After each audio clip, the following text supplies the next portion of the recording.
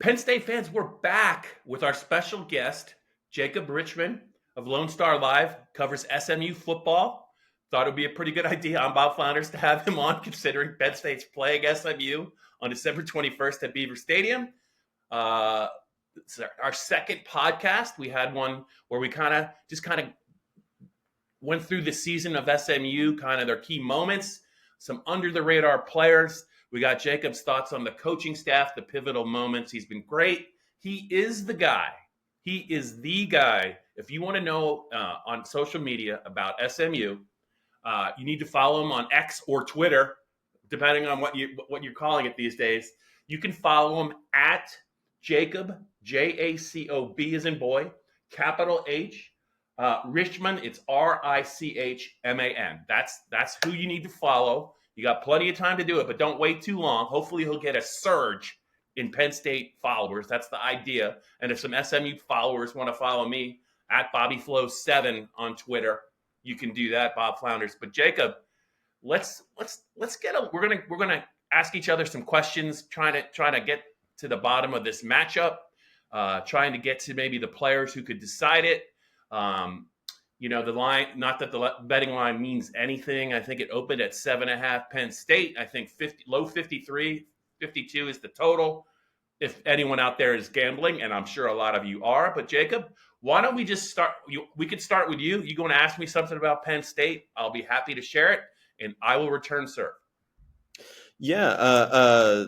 Thanks for having me on, and again, and I'd love to talk a little bit about the Penn State offense. I think that's really something that SMU fans are kind of looking at. I think everyone kind of knows the brand of defense Penn State has liked to play over the past number of years. So I think kind of the first thing I want to ask, particularly kind of in the run game, is when Penn State's offense is working well, how is the running game operating? Are they relying on big gains? Is it dominating the line of scrimmage? Where do you kind of see that coming through? Yeah, so it's a good question. When you start with Penn State's offense in the run game, where you really need to start and what really has been maybe the biggest change this year, Penn State lost a lot of defensive personnel, but James Franklin recruits so well, and they moved Abdul Carter from linebacker to defensive end, and he was disruptive as a linebacker. He was a first-team All-Big Ten pick as a linebacker, as a true sophomore. This year, pure edge rusher, got a little bit bigger. He is very quick, and he has been, as he got more comfortable at the position, he's been he's really, really tough. Even when he doesn't have stats in games, the attention they're paying to him, he doesn't draw enough holding calls. He is a game changer. But when you talk about the Penn State offense, James Franklin brought in Andy Kotelnicki, the former Kansas OC, to run this offense. Mike Yursich got fired in late in the season by James Franklin after they no-showed against Ohio State at Ohio State 20-12, and they got pushed around by eventual national champion Michigan. At home, it was 24-15, I think. It wasn't really that close. Jim Harbaugh wasn't even at the game. At one point, they ran like 30 running plays in a row. And it was just, Penn State's offense just could not compete. He got rid of Yursich. He settled on Kotelnicki, who at Kansas did some really great things. An imaginative mind, a former college center, sees the game differently. And the best way to describe Andy is he is outstanding at camouflaging plays. Like, he can dress up plays that end up being probably pretty ordinary, but they look so funky. And, I've heard coaches that have played Penn State just talk week to week about, if you're going to get ready to play this offense, you're going to see something different. PJ Fleck said this every week. And you better be ready for it, and you better be able to think on the fly, because what he can do as far as scheming has really been significant. And he'll come out with odd formations. Maybe if SMU fans might remember the USC game where Tyler Warren went crazy. 17 catches, I think, for 224 yards. And on his touchdown, he actually snapped the ball to the backup quarterback, who threw it behind the line of scrimmage to Drew Aller, who was at wideout, and then Tyler Warren ran down the field and caught a contested touchdown. And that is probably the moment a lot of people remember. but it's been a lot of that with the run game and with the pass game. Tyler can be the wildcat and he'll run the ball. They have a backup quarterback, Bo Prabula, who's their fastest quarterback, and if he gets out in space, he's going to be hard to catch. You'll see him, I think, a couple of times, and even Drew and his mobility as a runner has kind of transformed this offense. But it's going to be Nick Singleton and it's going to be Katron Allen as kind of the focal point of this running attack. They get pretty evenly divided. They're both different runners. Nick Singleton, if he gets in space, he's devastating, north south. But you got to get him in space either as a runner or as a receiver. And then at 225 pounds, he is fast and he's powerful. He was hurt early in the year. They won't say what it was. They never do. But he's starting to come around, and he looks like the Nick Singleton of the Rose Bowl run in 2022. Just very dangerous in space. Katron Allen, different kind of back, great vision, does most of his damage between the tackles. Hard to bring down. The first guy he makes a lot of guys either miss or he runs through their tackles. They ran for 292 yards against Oregon, and they both went over 100 yards. But if it's going to be a play in the passing game, chances are Kotelnicki's going to look to Nick Singleton. I think he caught a 22-yard touchdown pass against Oregon. But it's such a diverse running game. It's really hard to prepare for, and I'm sure Andy's going to have a couple of new wrinkles for this SMU defense, and you just don't know what he's going to do from play to play. But they are a balanced offense. Tyler Warren's exceptional. But really the only team that was able to slow them down was Ohio State in that 20-13 loss. They did not have an offensive touchdown. They failed to get it. They failed to get any points inside the 5 twice. Once at the end of the game and once with the interception. But really, that's really been the only team that's been able to slow this potent offense down.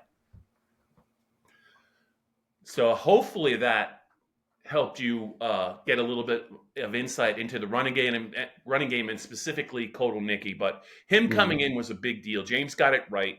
He got it right with Joe Moorhead in 2016, and that sent them on their run in 16 to the Big Ten title game. And then they had a really good year in 2017 and went to the Fiesta Bowl and won that. So hopefully that helps you. I have a couple of questions for you. Dylan Gabriel is he might not look at when you see his stats, but his mobility really caused Penn State problems in the Big Ten title game. Very accurate thrower, but he could also extend the plays and avoid trouble. Even Will Howard, the Ohio State quarterback, who's a different kind of mobile, he really hurt them, I think, with his legs in that game. I'm wondering about Jennings, the quarterback. It seems like he is a guy that Penn State will have to account for, not only as a thrower but as a legit running threat. Just your thoughts on him and how impactful he has been as a dual threat, or just his ability to extend plays. Yeah, his being a dual threat quarterback, I think it's honestly the big reason that he's the starter right now. You know, at the beginning of the season, it was Preston Stone who could extend plays but wasn't as much of a running threat. You know, he's able to get out of the pocket and be able to deliver good throws, but you know, defenses were never really afraid of him taking off for big gains. And when you just look at last week, you know, that his design run touchdown he had, the 24-yard touchdown. You know, teams I think just sometimes forget just how quick he can move, how quick he can get out of the backfield and get down the field. It's been really interesting to watch his growth as a quarterback, because I think, yeah, like I said, he pretty much he was able to become the starter because of his ability to stretch the field, to extend those plays, and be able to take off, keep getting yardage when the receivers maybe weren't able to get open. As we've seen the year go on, he's relied more and more on his arm. You know, his decision making has gotten a little bit cleaner, and he hasn't had to use that quite as much. But I think in this past game, he kind of reminded against Clemson, he kind of reminded people that he's willing to take off down the field, go pick up the yardage, and then come back and go for the pass. You know, the next time around. He does have some bad habits. If anyone watched the Nick Saban film breakdown of Jennings a handful of weeks back on Game Day, he talked about how when Kevin scrambles, he keeps the ball away from. He doesn't keep the ball in both hands. He keeps it on his body, and He fumbled it against Clemson doing exactly that. So he's by no means, the perfect scrambler, but yeah, his ability to do that is really sensational. I could find you 5 to 10 plays where it looks like he's about to get sacked and he gets out of it and he's able to go make a big throw. He's able to go start working his way down the field. He really is doing a whole other level for this offense and also, it's not specifically about the quarterback, but we've watched how the receivers group has been able to adjust to that and be able to react to that. So he doesn't have to use his feet every time. That's why he has not run it nearly as much in the past 4 games as he did, in his first 4 games. So, yeah, it's something to definitely watch out for and what defenses have really had to plan for him for this year. I like it. All right, fire away. Don't be shy. I'm ready. Yeah, so I'd love to sticking on that the Penn State offense. SMU's defense creates a lot of pressure. Really good at getting after quarterbacks, making them make bad decisions. How does Drew Aller and any other Penn State quarterbacks who get involved? How do they deal with that pressure? Making those big time throws when there's a giant lineman chasing right after you. Yeah, just looking at the stats, the disruptive stats. It sounds SMU. You talked about how they can get pressure without blitzing, I think, on an earlier podcast, and that is, to me, that is very significant. And I think if that is the case again on December 21st, Penn State's really going to have their hands full. That's a big deal to me in this day of disruptive football. If you can get pressure without blitzing, that's going to be a real challenge. If SMU can do that. And that'll be something I'm going to be looking for. But as far as the quarterbacks, so Bo Prabula, they have like packages for him in the red zone. You'll probably see him. But honestly, unless something changes, they won't put him in to really throw the ball. You might see them both on the field at the same time. But it's going to be Drew and maybe Tyler Warren on a gadget because he's a lefty throwing the ball. But Drew, I would say 2 things. There's 2 things to that. It's the offensive line and it's Drew. Let's start with Drew. One of the things he worked on in the offseason, I think he shedded some weight, but he has definitely improved with his mobility, not only as a runner. I think he's got 5 or 6 rushing touchdowns. He's a big guy, and he can be hard. He had a touchdown at Minnesota, which was crucial in that game. I think he had a rushing touchdown against Oregon. But his mobility in the pocket to extend plays, get away from maybe an edge rusher, and then still throw the ball is a big deal. He's gotten much, much better at it. He's talked about how he made that a priority, one of his top priorities of the offseason. Because when you look at him, he looks like a classic big quarterback who can rip it from the pocket. But, as a true sophomore in 2023, I don't think he was nearly as confident. And I think this system is better tailored to what he can do. He does a lot at the line of scrimmage, both to set up the run game and change some plays. He's really grown in that area. But he's going to have to be mobile to extend some plays to throw the ball, because Penn State's wideouts are probably the weakest link on the team. They're just okay, no matter what they say. It's Tyler Warren and everyone else. And if Tyler Warren hasn't had the 1,000-yard season, well, they're not in the playoffs. So it's probably the weakest link on the team. But Drew has been able to buy time so these guys could get open, because they're not. There's no 5 stars in this group. I don't even know if there's any high 4 stars. That's one key. The offensive line had to replace 3 starters who were drafted in the NFL. Left tackle Olu Fashanu from Maryland, first-round pick, just a tremendous talent. The right tackle Caden Wallace was drafted by the New England Patriots, and I think he's played quite a bit, or at least he was. I haven't checked back. I think he went either in the 3rd or 4th round. And then they've been lucky with centers. The last 2 have been very, very good and have been drafted. Juice Scruggs, I think, went in the 2nd round to the Texans. And Hunter Norzad, an FCS transfer from the Ivy League, stepped in. And he played really well last year, and the Chiefs drafted him. So Nick Dawkins, the son of the late Darryl Dawkins, is now the center. He waited his time. He's a redshirt senior. He's been good, and he's gotten better. Center is not an easy position to master in your first year. They ask a lot of their centers, I think he's done a very good job. He's a physical guy. Um, I think his development has been key. The two tackles. Drew Shelton is a guy that has a lot of experience on the left side. He's played well. They lost their right tackle, Anthony Donko, in the Minnesota game, and they've had to go to Nolan Rucci, who was their swing tackle. And if you look at him, he's like 6'9", and he's like 310. He looks like he could easily add 40 or 50 pounds, but he's really really good. He's the son of a Penn State great, Todd Rucci, who played a long time. He's a Pennsylvania kid. I thought he played very well in the Oregon game. They mauled Oregon's lineup. Oregon has some players who are supposed to be really, really good and are going to play in the NFL. They were no-shows against Penn State. They didn't get any pressure. I thought the entire offensive line played very well. But to me, the key is those three guys stepping in, and they also have a left guard, Venga Ione, who's in his third year, and he is a dude. He is a big boy inside. He's the guy that Kotelnicki will use in those plays. He'll line up as a wideout and then crack back in motion on an unsuspecting defender, and it's not pretty what he does it. Like, if they're not ready, they're going to get it.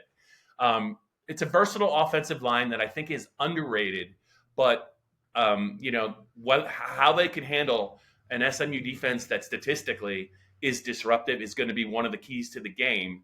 And they're going to have to be on, they're going to have to be on their toes, whether it's stunts or whether it's odd formations or whether it's if they only bring four but one of them's a linebacker, they're going to have to be ready. But it does help that Drew, more often than not, has been able to extend plays, and that's pretty rare for a guy his size. So, Jacob, we're rolling along here on the Blue-White Breakdown. Some great information from you. I really, really appreciate it. We've gotten to some questions, and let's get to a couple more before we close this out. One of the ones I wanted to ask you is about Brashard, the running back. You see the numbers: 14 over 1,000 yards, 14 rushing touchdowns. But I'm also looking at him as a receiver. Yeah, I think he's got 4 or 5 touchdowns. He's got, I believe, over 30 catches. A running back that can impact the game in multiple ways, I think, is always concerning. It looks like he is that guy. What can you tell me about him? Not just as a runner, because those stats are obvious, but I'm almost more curious about what he can do maybe in the pass game. Yes, Brashard's, such an interesting story this year. So if you're not familiar with Brashard, he was a wide receiver at Miami for 3 seasons. He was a wide receiver and a kick returner. I believe he was an all-ACC return specialist last year before coming to SMU. And he was obviously recruited by Rhett Lashley and members of the staff who were at Miami, right, and were now at SMU, so they were familiar. And funnily enough, when he jumped in the portal, he came to them and was like, I'm interested in coming here. He's seen a lot of Miami transfers on SMU last year, had really good seasons. And they told him, they were like, well, be honest, we don't really have room for another receiver. They were bringing back pretty much all of their receivers from a year prior and felt good about how the room looked. And he was like, no, I really want to be here. So they brought him in to become a running back. And a big reason was that they were watching Isaiah Pacheco and what he was doing with the Chiefs. And they're like, we think he might be able to fit in this mold. So they bring him in, start working him out as a running back. He worked really closely with their running backs coach and special teams coordinator, Kyle Cooper. He's been a really important part of getting him transitioning into that new role. And I think what you've seen is it's what SMU really goes after, is these guys that just, when they have the ball, they want to do something with it. They want to make a big play. They want to go get that extra yard. And even though he's, a smaller guy and has never taken this many hits in his life, he's been a receiver since high school. He's really risen to the challenge. He added some weight and has become just one of the most explosive players in the offense. So yeah, you'll see him especially early on. They're going to try to establish that run game very quickly. But as the game wears on a little bit more, I think you'll start to see him get the chance to move downfield.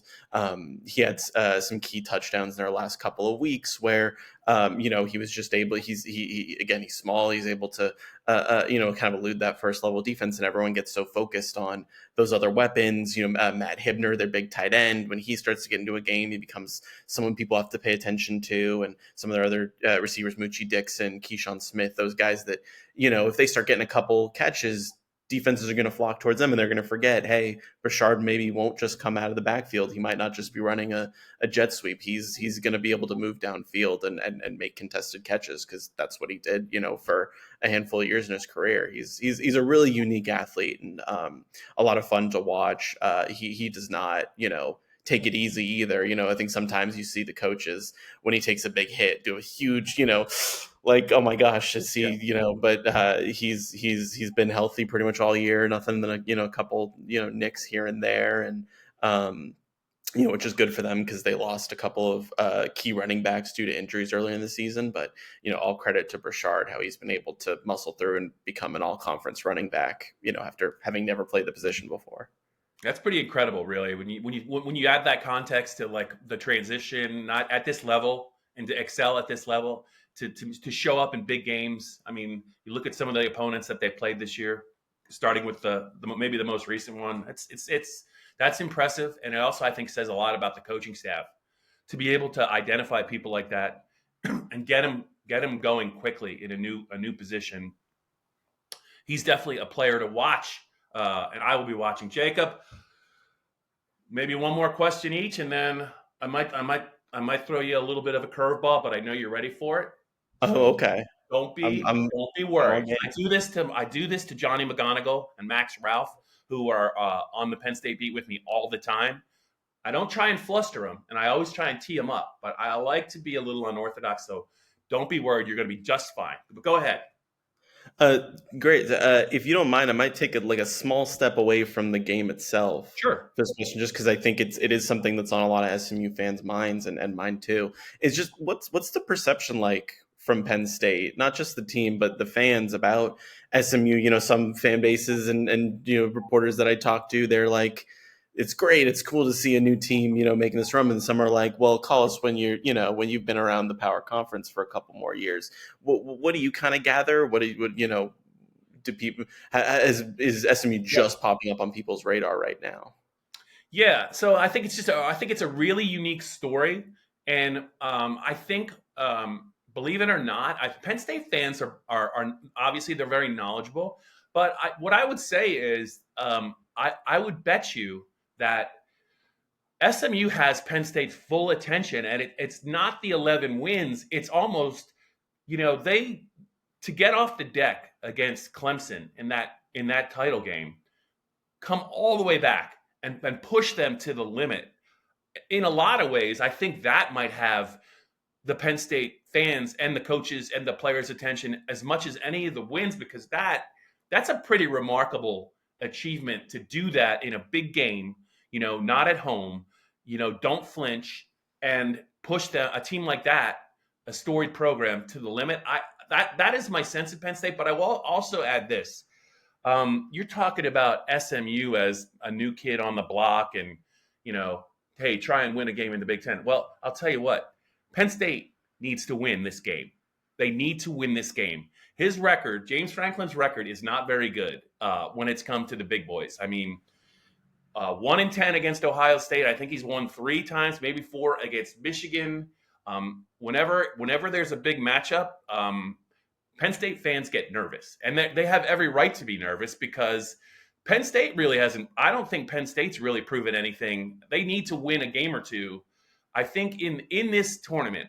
And I bet you – James is aware of it. And, there are times I've seen him in big games, in my opinion, they seem a little tight, because I think it has everything to do with maybe, what have they done? It's what they haven't done. I mean, all those wins are great. And he is known, Jacob, if he gets a team that he knows he can beat and is supposed to beat, he's really good. Like, he is, nobody bullies better than Penn State, especially in the Big Ten. And he's actually kind of referred to that as, boy, there's a lot of teams. There's a lot of teams that'll be really happy with 10-2. Well, I mean, there's a lot of teams, though, that, to have that 10-2 or 11-1 is translated into something a little bit more than what Penn State's been able to do. They've never been into the playoff. They had to expand to get there. Now in 2016, when they won the Big Ten, they probably deserved to be in, right? They probably deserved to be in.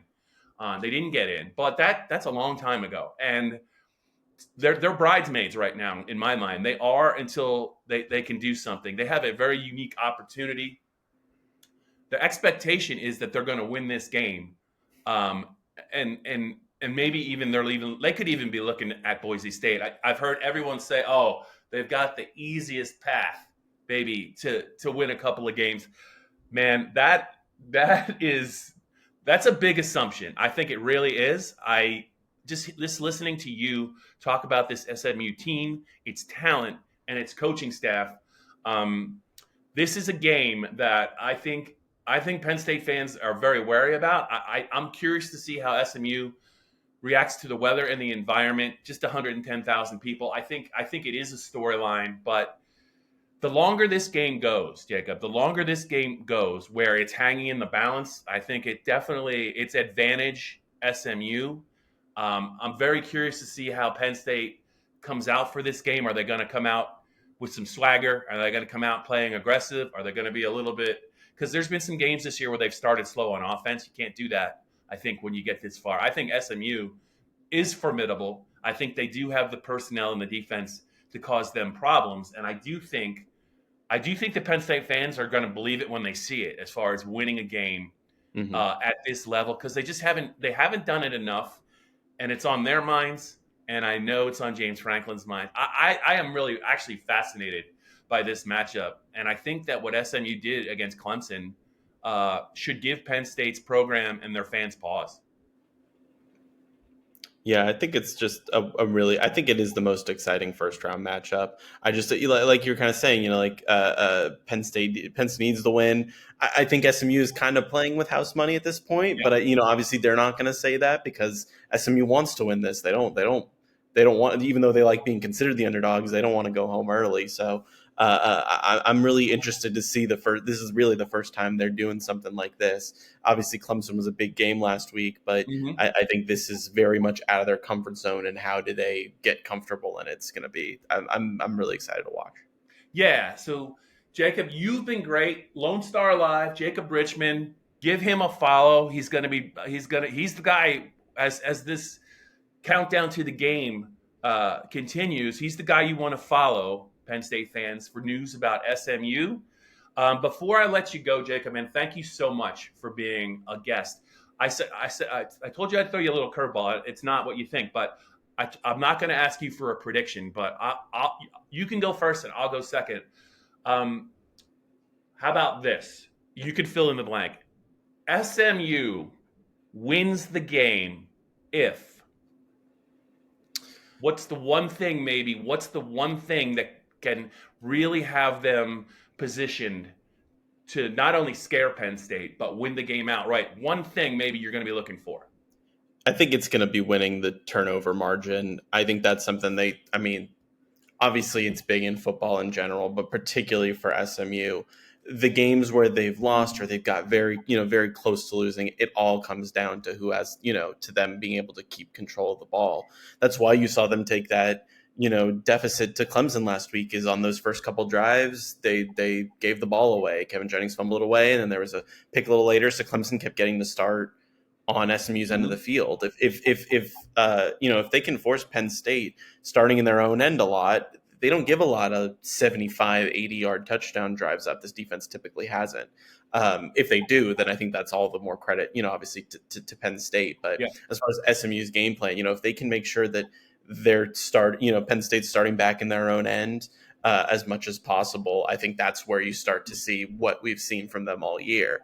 And it's going to, it's going to take a good team to be able to buck that trend. But it starts with SMU at not giving up the ball early. And obviously, if they're able to get turnovers, that's big for them as well. I don't think they're reliant on that. Again, I think their defense is solid enough.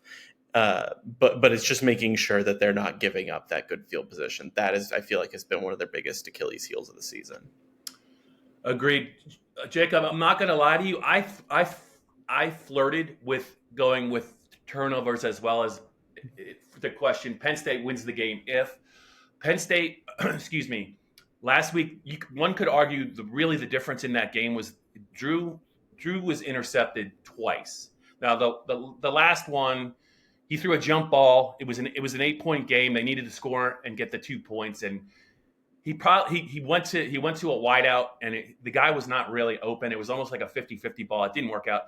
That ended the game basically. But the one that killed him is he threw an interception in the first half, deep in his own end. I think the guy picked it off around the 25, ran it back to the 2. Oregon scored on the next play, and at one point they were up 28-10. Those 2 turnovers with that one turnover, you could argue if they don't do that, it's life or death for Oregon to win that game. However, what I would say is, in my mind, Penn State wins if they are the better team in the red zone, and I mean that on offense and defense. In the Ohio State loss, 20-13, they were they were inside the Penn State 5 twice and didn't get any points. Drew Aller threw an end zone interception in the first half, and they just couldn't get in. I think they got to the 1-yard line and got turned aside. There were still 5 minutes left in the game. They were down 7. Ohio State kept the ball. They ran out the clock, but really they came up empty in the red zone. And that was the story of that game against Oregon. Their defense, they could not stop Oregon in the red zone. I think they had 5 possessions. 4 of them, they were 5 for 5. I believe 5 for 5. 4 of them were touchdowns. Can't do it. You're not going to beat anybody doing that. To me, the team that plays the best in the red zone, whether it's defenses forcing empty possessions or holding the other team to field goals, or offenses just converting touchdowns instead of field goals, I think that to me is the thing that I'm going to be watching. It showed up big time in their 2 losses. That's what I'm going to be watching. But I'm going to go with red zone. But I do agree. I almost said turnovers because I think that's going to be a big deal too. Yeah, that's a good one as well. I think it's not quite SMU because I think it's been a while since they had some struggles. I think earlier in the season with the red zone offense, but they've really kind of, I think, been able to figure that out more recently. But I was down in College Station for Texas A&M a couple weeks ago. Texas A&M was one of the best red zone offenses in the nation up until that game, and I think they went like 1 for 3 or 4 in the red zone, and obviously lost that game in what was a really close game. It's when a team is able to convert, and make the big plays, especially a defense inside the 20, it completely changes the dynamic of a game. No matter what they do, those first 80 yards or first whenever you're starting your drive, I've come to learn how important that is at this point in the season. All right, Jacob Richman, it's been a pleasure getting to know you and educating myself and Penn State fans about these SMU Mustangs. December 21st, SMU coming to Beaver Stadium for the playoff game, first round playoff game. I'm really excited to see how this one plays out, but I can't thank you enough for coming on 2 of the Blue White Breakdown podcasts to kind of paint the picture of SMU's season in 1, and then maybe some matchups and players and keys to the game in this one. I think the Penn State fans are going to be thrilled to listen to both of them and hear what you have to say about SMU. You're the only one, I think, pretty much that has your thumb or finger on the pulse of this football team, and I'm glad we were able to chop it up with a couple of podcasts here on the Blue White Breakdown. Just remember to follow Jacob Richman at LoneStarLive one more time on Twitter or X at Jacob, JACOB as in boy, capital HRICHMAN. You're going to want to follow this guy. Jacob, thank you so much. I enjoyed it, and I'm looking forward to seeing you in your long johns in State College. Thanks so much for having me. See you in Happy Valley.